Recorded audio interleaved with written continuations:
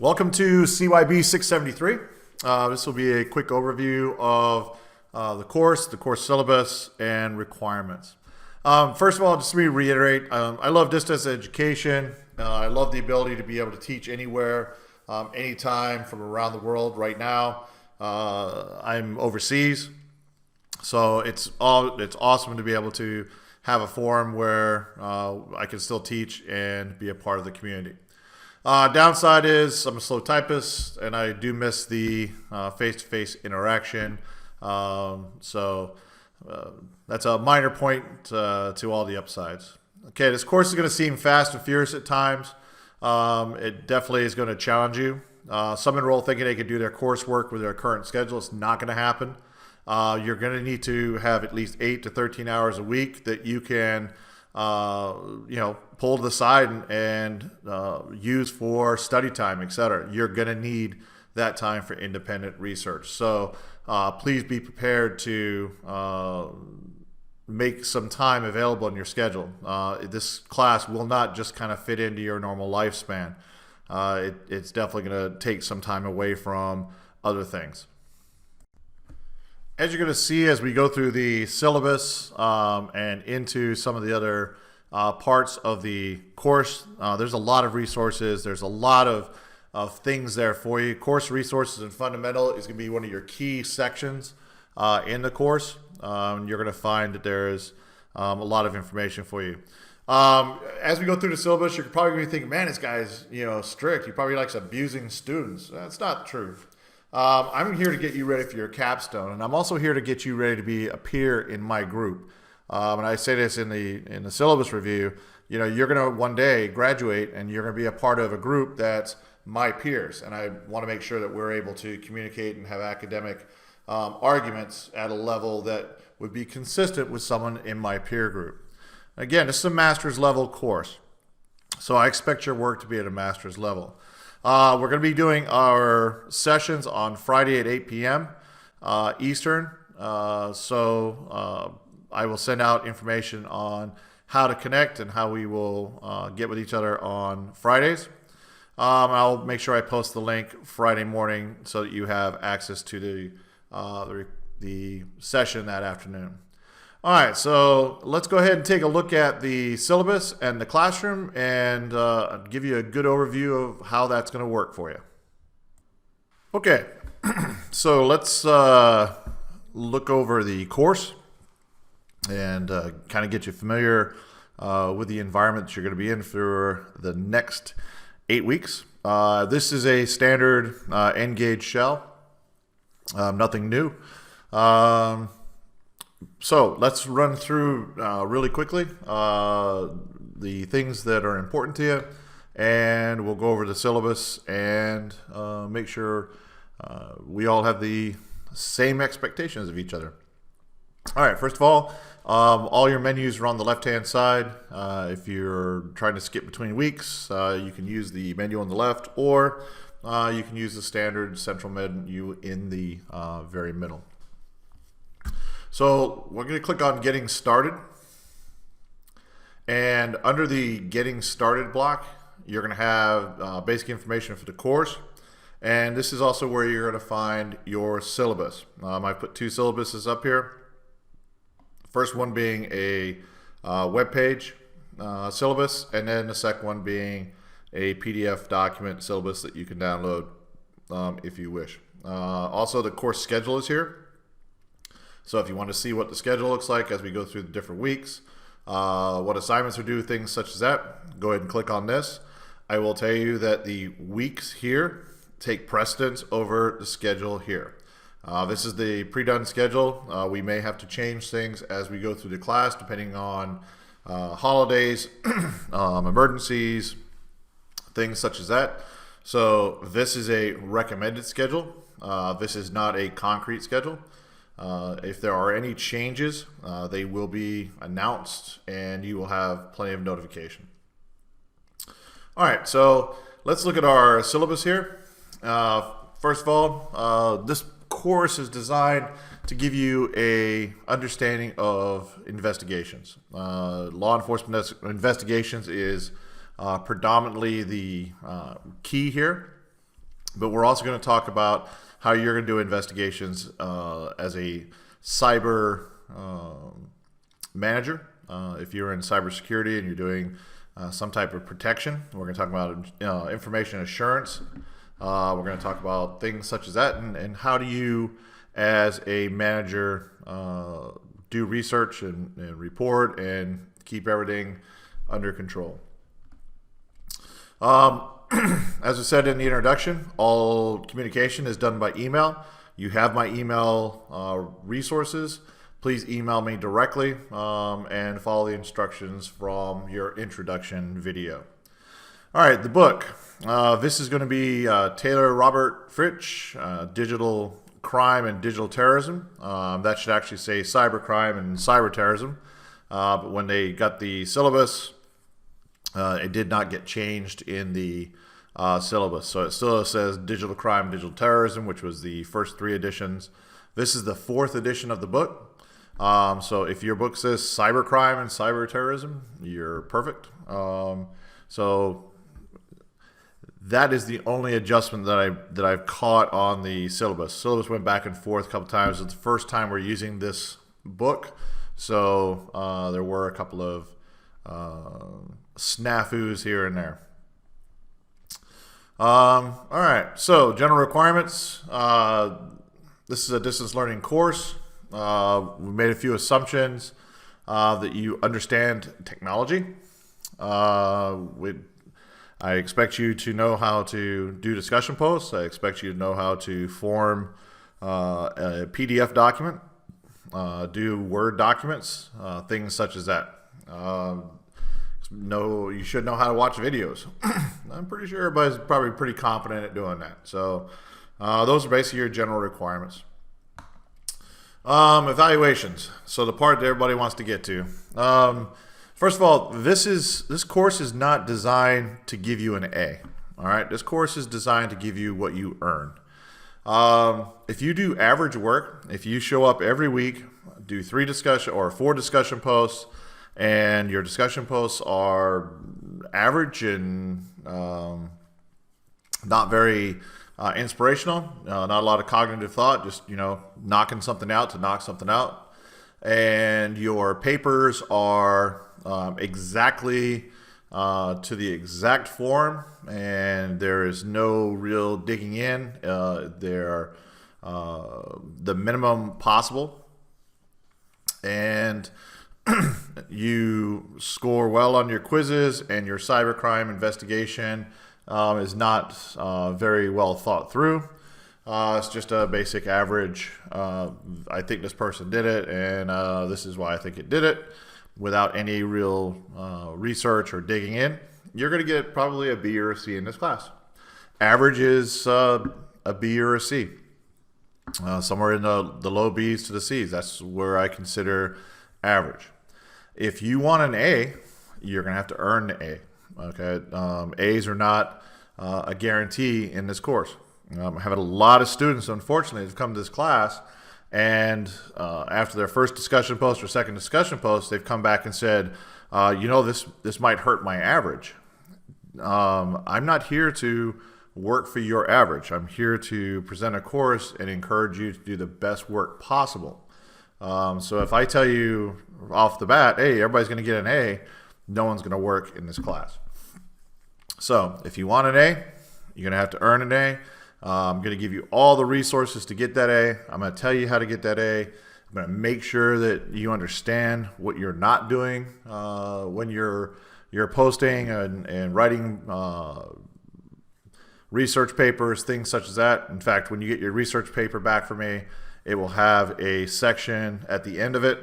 It's probably 2 to 3 pages long normally. And I go through each one of your 4 components, and I tell you where you are strong, where you're weak, and where you need to progress. And again, this whole course and all of these courses are leading up to your capstone. So if you come through this course and you leave this course and you don't know how to do APA, and you don't know how to do research, and you don't know how to apply research as you've been taught in other classes, well, then I failed my job, and I'm not going to let you leave here without a really good understanding of research, and also the understanding that A's are earned. All right, so your percentage breakdown. Participation, 30 points. That's a big one, and that's an easy one. Discussion posts and participation, being a part of the ongoing conversation, those are easy things. Research assignment. First two are going to get you 10 points each. Your cybercrime investigation is going to get you 15 points. And then that last research assignment, which is it's a big one, and it's going to get you 25 points. So you have a total point possibility of 100 points. Depending on where you fall in that scale, will be the grade. I grade by a rubric. All of the grading goes by a rubric. So it's not that I like you or don't like you. Whatever your numbers fall out on that rubric, and what I believe that your effort that you've put in, that's going to be your score. Okay, so that takes any bias out of it that I might have. So everybody will be graded on the exact same scale across the board. This is a 600 levels master's course. Like I said earlier, I expect you to write as a master's student. If you are not writing academically, if you are not able to form correct sentence structure, if you are not able to do research, then you are going to either learn it in this class or you're going to have a hard time. Because I'm going to make you live up to this being a master's course. And I'll say this probably more than once or twice during the class. At the end of this class, and when you graduate, you're going to fall into a peer group, and that peer group is going to include me. So when you leave this school, you will leave with a degree that says that I believe that you are competent in the course that I taught. And I certainly am not going to just pass someone through and then later on in the industry someone goes, man, I wonder what school they went to, and then have to kind of hold my head and go, they went through us. I don't do that. I look at you as being the peers of the future. You're going to be taking my place, and I'm going to hold you to the same standards that teachers and instructors and professors and professionals in my life held me to. So I look forward to challenging you, actually. The last week, in week 8, the assignment is due on Friday, not Sunday. The rest of the week, or the rest of the assignments, are always due on Sunday. And this is your local time. So YLT stands for your local time. So if you're on the West Coast, then that's your local time. Midnight, your local time. I will tell you, and this is probably not a good thing to tell you, but at midnight on Sunday, I do not wake up and start grading papers. Okay, I'm going to get to the papers first thing in the morning.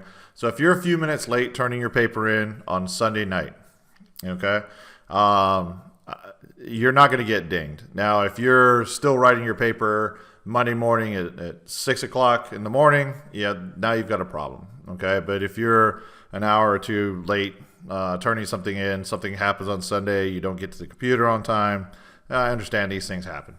Okay, so as long as it's in Sunday or Sunday night, or before I start grading in the morning on Monday, you'll be fine. If you're going to need some extra time, you got to let me know. Thread discussions. The biggest thing about discussions is you've got to let me know, or you've got to encourage people to talk about what you're talking about. Okay, you're encouraging people to have a conversation. And I put a video up about discussion posts, so I'm not going to go into discussion posts in detail here. Watch the video on discussion posts as I really go into detail there, so you'll have the best possibility of getting the highest grade possible. Do know that there are 3 posts that are due in return to your initial posts. That's a total of 4 posts per discussion. So if you have 2 discussions in the week, that means you have a total of 8 posts. Okay. So if you have 2 discussions, first part of the week, you're going to write to the first discussion. The latter part of the week, you're going to write to the second discussion. So just keep that in mind. Write early, write a lot. So again, go over my discussion video. That will answer probably all the questions you have right now about this this part of the syllabus. All right, quizzes. A new feature that was added during the NSA approval for this course, and this is part of the NSA track, was the use of 2 quizzes in the course. You must take these 2 quizzes in the course. Before you can take the quiz, you must take the PowerPoint lesson. Okay, and this is done by Paul Patarny. Professor Patarny did a great job putting these quizzes together. But you have to take the PowerPoint first. I've had some people come and say, I can't see the PowerPoint, I can't see the quiz. I want to take the quiz, but I don't know how to get to it. And I will simply ask you back, have you taken the PowerPoint lesson? And the response most of the time is, oh, no, I haven't done that yet. Well, then you can't take the quiz. You must take the PowerPoint lesson. You don't have the option. If you don't take the lesson, you don't get the quiz. All right, research assignments. There's 3 research assignments. The first 2, the first one's on Tor, the second one's on some Russian hackers, and the third one is going to be a choice document, one that you have, you get to make a decision on what you want to do. Here's the biggest thing. Research papers are going to be different. I'm actually going to post a little video for you on the first part of this week on research papers, just to cover a couple of things about the research papers. You're going to have to create an argument. Okay, these are research papers. This isn't a lab paper. This is not a book report. You're not going to tell me about Tor. You're not going to tell me about the Russian hackers. I already know about it. You're going to tell me something new, and you're going to argue a point. So that means you're going to have to do some research. You're going to have to do some academic cognitive thought, and you're going to have to develop a research question, and then that research question is what you are going to write about. So, for example, in Tor, you might be writing a research that says, this paper will argue that federal investigators use Tor to enhance investigations. Okay, that's your research question. Now you're going to defend that research question. So it's not about telling me about Tor. And now you're going to be defending or answering why what your belief is that investigators are enhanced by the Tor application. So it's a little bit different. Your first undergraduate schools have always given you the question. Here's a question, go answer it. Now you're in a master's degree. And a master's degree means that you are the cognitive thinker. You're having to develop this new way of thinking where you are now the person that's going to have to make decisions. So therefore you have to be able to form intelligent questions. All right. The layout for the papers are very clear. You're going to have a literature review. You're going to have an introduction. You're going to have a literature review. You're going to have a discussion of findings. You're going to have a conclusion. That's how it works. Okay, and this will be reiterated in every one of your papers in the very beginning. But you're going to follow this format. Now, I will touch on this again. There is a paper and a video to the paper in week 1. It says Tor paper example and Tor research video. In that video, I take you through the APA format and show you these 4 sections. In the video, I will tell you the things that you have to do to be successful and get the best grade possible. I'm also going to explain how the APA is formed, how you write in the correct verse, etc. So make sure you watch that video. Make sure you read the sample paper. Look at the sample paper because it was a compilation of work by a couple of students and myself to put together a solid paper that you could look at as an example. Using those two things, you should have no problem creating your first research paper. Okay? So when you get done with this video, I really encourage you in the next couple of days to go into week 1, find those 2 videos or find that video in that sample paper and just review it. It's going to answer all your questions for you. Again, everything in this course has been explained in either a video or further documentation to make sure you have a clear understanding of everything that's going on. All right, the cybercrime investigation scenario.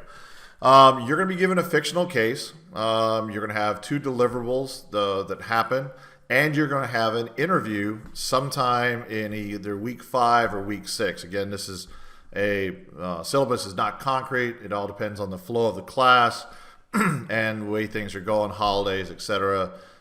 If we do it in week 5 or week 6.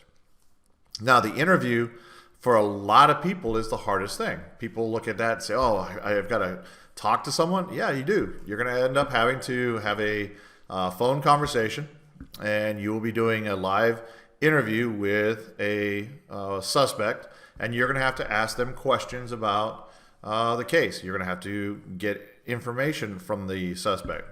I'll explain this in much more detail as we go through, but you will be working in teams of investigators, and I hope that as you work together, you learn a lot about the investigative process. I will tell you that most people go into this with a little bit of trepidation, and I will tell you the responses I get at the end of the course are always the computer crime part was the fun part of the course. That was the best part of the class because I didn't know if I was going to be able to do it, and I got in there and I was able to do what I was supposed to do.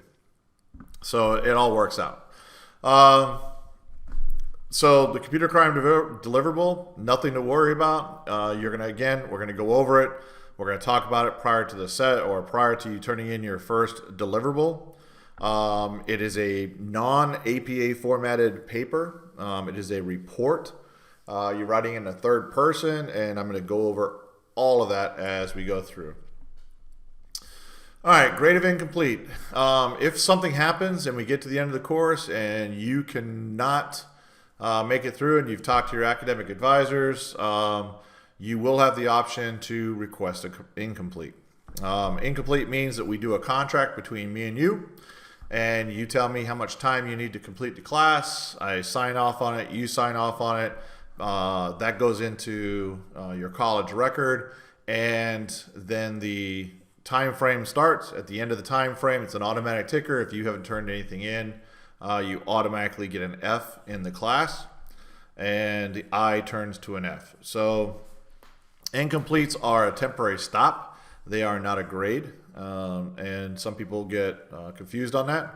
Unfortunately, I will tell you, over the last 4 years, I've had 7 incompletes done, and of the 7 incompletes, I have had 7 fails. Most of the time when people are requesting incomplete, they're at a point that something is going on that's preventing them from doing school, and even though they get the extension, they still can't accomplish the classwork. Again, I will give you the option to do the incomplete. I will take your word that you're going to give it your best shot, but based on past history, incompletes have not been a successful tool for students moving through. So make sure you're staying up on your work. Don't get behind. Make sure you're keeping me informed if there are issues, because this is how we prevent you from having to get it incomplete, is we work together during the class to get you through. Makeup exams. We don't have an examination in this class. what we do have is paper. So if you have a paper that needs to be turned in a little bit late, that's fine. Now, I'm going to caution you now. I believe that you came to this class and you came to this education track because you were ready to put your life on hold for a little bit and get your degree, okay? I've had people come to me and say, hey, I've got a vacation that I planned, so I'm going to be missing a week here and a week there because I'm taking off on vacation. So, what are you going to be able to do for me? And my answer will be to you, well, you're going to have to turn in your work prior to going or you'll miss the deadline. If you know you have vacations coming up, if you know you have things that you are going to be doing, that is your choice, okay?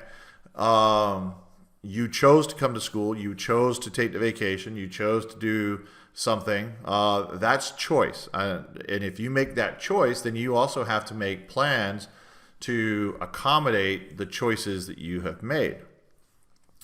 If you have a work event that comes up and they say, hey, you're gone tomorrow, that's not your choice, okay? And then we got something we need to work on. So if you got something that comes up and it's a family emergency, or if it's something such as that, we can work on getting you through your paper. We can, we'll work on extending time, things such as that. Again, letting me know what's going on, that's the key.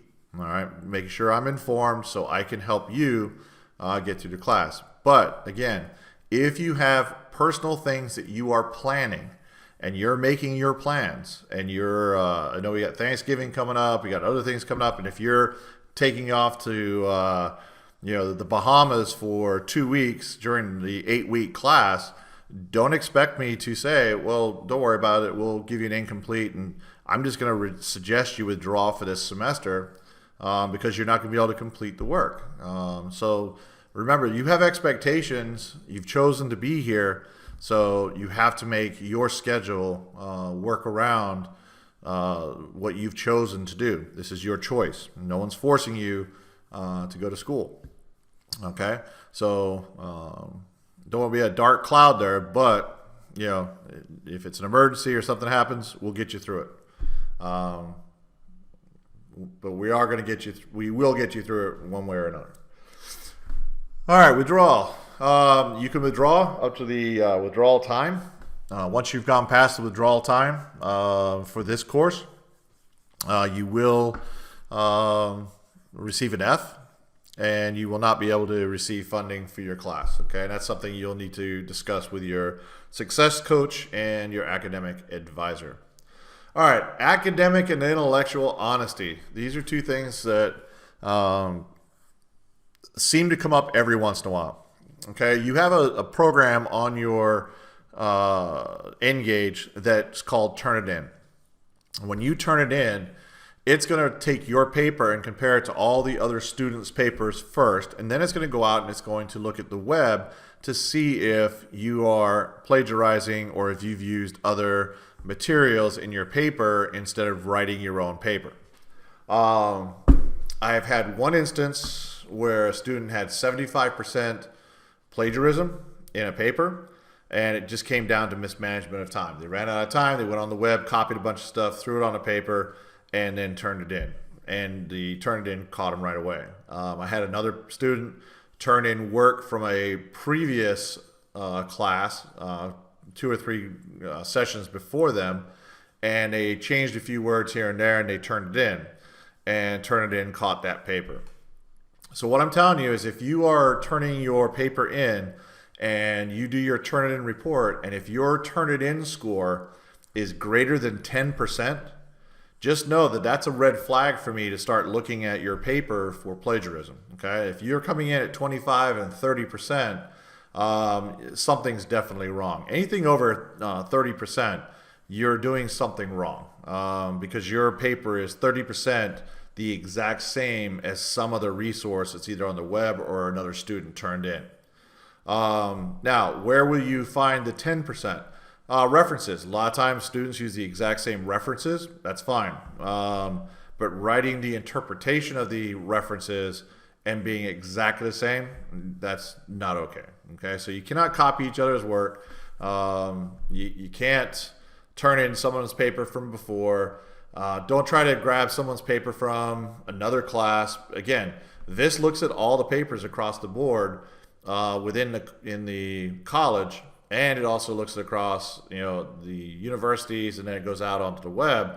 It's going to catch your content, and it's going to flag it, and I'm going to go read it, and if it is plagiarism, you're going to get an F for the paper. I'm not going to play that game. So if you do turn something in and it's academically dishonest, I'm going to turn it in, and then we can have a discussion with the dean. Cheating. Again, you have an honor code. You sign an honor code. Don't cheat. You don't have a very big option to cheat in this class because we don't do a lot of tests, don't do a lot of other stuff. So cheating has never been a big problem. The biggest problem in this class has always been, and it's not a big problem. I think probably I've had 7, 8, 9, probably 10 papers out of the last 4 years that have received Fs because people outright plagiarized and got caught. Non-discrimination policy. You know what? You're here as a student, and that's how you're going to be viewed. And I'm going to treat every student at this in this class exactly the same. You are going to get no benefits for any type of race or color or religion or anything else. We are going to talk in academic form, and we are going to keep everything on a rubric, and we are going to make sure that everybody has an exact equal opportunity to succeed in this class. All right. Basic schedule. These are your schedules. Chapter 1 and 3 is going to be in the first week. Discussion posts. You have chapters 2 and 11 in week 2, 6 and 12 in 3, 5, 9, and 13 in week 4, 4, 7, 14 in week 5, 10 and 15 in week 6, chapter 8, 7, and then the final week we don't have any reading. You just have the thread discussion. All right, so that covers the syllabus. So what I would like to do now is just really quickly run across the resources that will help you, and then we'll be done with this video.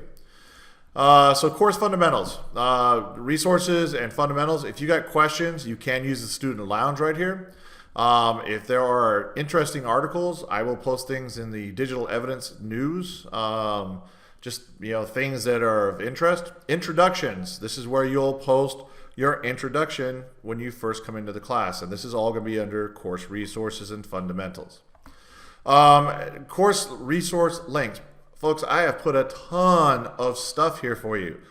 This is where you're going to find your APA gold. If you are uncomfortable with APA, you have a ton of stuff that I've linked to and put up here to help you get through your APA structure. All right, you're gonna have all of the help you need to get a good solid APA paper done. All right, so make sure you use the course resources and fundamentals. It's going to be a huge help for you. All right. So the way the weeks basically work out, you have learning objectives. If there's any videos that I want you to watch, I'll put them up top here. These will be instructional videos, like my intro, discussion post intro. This is going to tell you how to do well in discussion posts. The Zoom schedule, this will be where you get your link for the Zoom for next Friday. And what I'll do is I'll put a link here and it'll say Zoom. I click on that, it'll give you the Zoom directions. I normally also send out an email on Friday to let you know that you have a Zoom conference. Again, the Zoom conferences are recorded, and I would like you to attend, but they are not mandatory. But everything that comes out in the Zoom video is something that you are responsible for in the class. So if I put out something in the Zoom video, it is a part of the instruction. So you're responsible for the Zoom videos. So you're going to watch it at some point. If you can't make it, that's fine. But I want to make sure that you watch it at some point. So just understand, if it's in a video, you are responsible for it. All right, so here's that fraud detection PowerPoint that I was talking about with Professor Patarni, a fraud detection prevention PowerPoint. You take that, and then you'll get the opportunity to take the quiz. I do PowerPoints for each one of the lessons. So these are the actual PowerPoints given to us by the textbook company themselves. They are copyright. We cannot change them. You will find there are typos and there are other things. We do send reports back to them to tell them that their slides has some mistakes. They edit them and then send them back to us. Problem is, it takes a while for them to edit them. So we've sent them a bunch of edits for these slides, and I expect probably in 3-4 months we'll get a new set of slides. But what I do is I take the PowerPoints and I will run through the PowerPoints with you in a lecture form. It's a video. You can watch it anytime you want. The lessons are long. Okay, a PowerPoint lesson can be an hour long because there's a lot of PowerPoints that go to that chapter, but it does cover the entire chapter. The readings. Every week there are readings. So you'll go in, you'll see your readings. So this is chapters 1 and 3 of this book, the textbook, and then we have some other resources that we found interesting that we have added into the week 1 readings for you. All right, then you're going to come down to your discussion groups, assessments and assignments, discussion gaps, warrantless searches. These are your first 2 discussions. Make sure you fill those or on top of that, and you get your 4 posts done for each one of those. Monday through Wednesday, I would recommend doing this, and then Thursday through Friday or Saturday, I would do this. Please don't try to do it on Sunday at 11 o'clock at night. Write 4 quick things, throw it up there, and expect me to go, oh wow, he was part of or she was a part of the discussion. It's not going to happen. All right. I look at the dates and times. I also look at responses and your responses back to people. So it's a discussion, and again, we go through the discussion video, so I'll take you into more depth in that. This is research presentation and your tour video. Okay, these 3 pieces right here. This presentation is an older presentation I did for a residency a few years back. It goes across how to do research. This is the tour video I was talking about that will take you through exactly how to write the tour paper. This is the sample PDF paper that goes along with the video. So when you watch the video, you can go to the sample paper, you can see it. And if you watch all 3 of these, you'll have absolutely no problem understanding what the requirements are for your first research paper. Once you have taken your fraud detection prevention PowerPoint, this will highlight and allow you to take the quiz, which is a graded activity. All right, week 2, the only difference in week 2, everything is pretty much the exact same. The only difference in week 2 is we have our first research assignment. So when you go into your research assignment, you're going to see that everything is spelled out very clearly, what the expectations are, the research overview, and then research question pointers. These are things that I have come up to help generate your ability to create a research questions. Okay, you will be required to put in the first part of your paper. This paper will argue that, etc., etc., etc. Okay, I require this part right here. This paper will argue, and that will be explained a little bit more in the research video.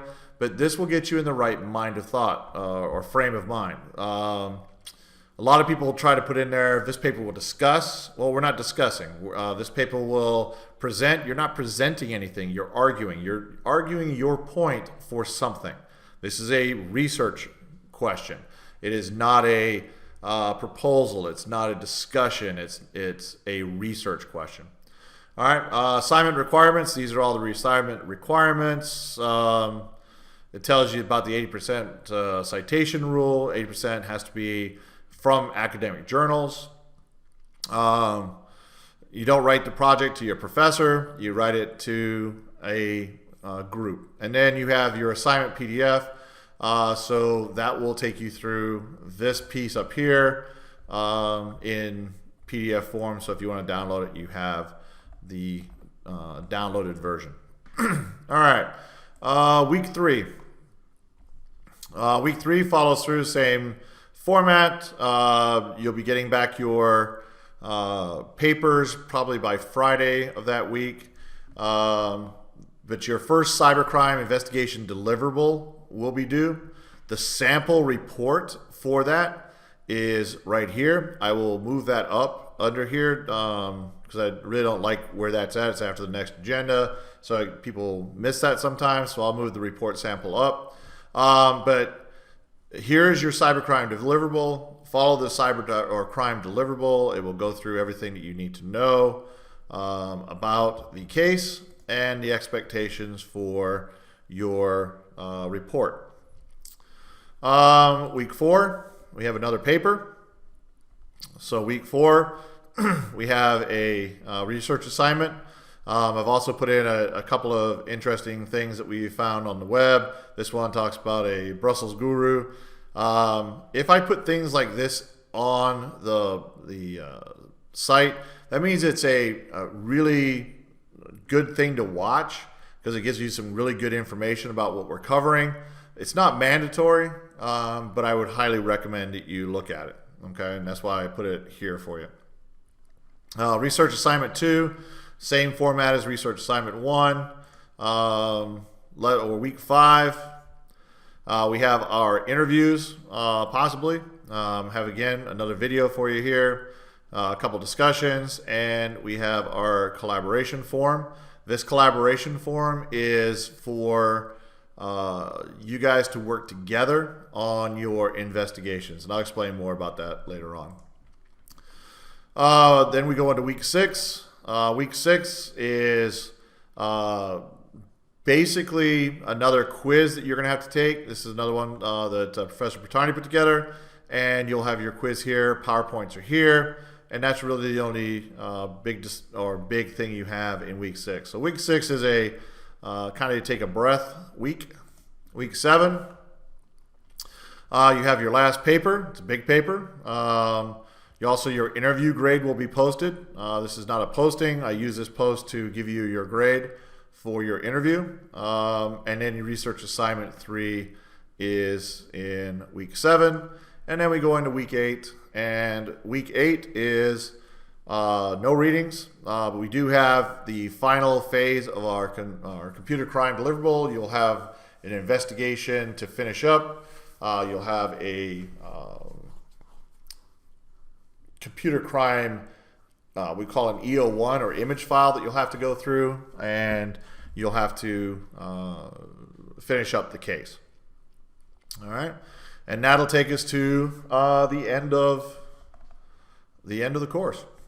So again, this has been an overview of the syllabus and the weeks as they go. If you have questions about any of the things that we've covered as we've gone through this video, make sure to ask me any of your questions by email, and I will get back to you as quickly as possible. Email gives me the opportunity to read it, digest it, come up with a response.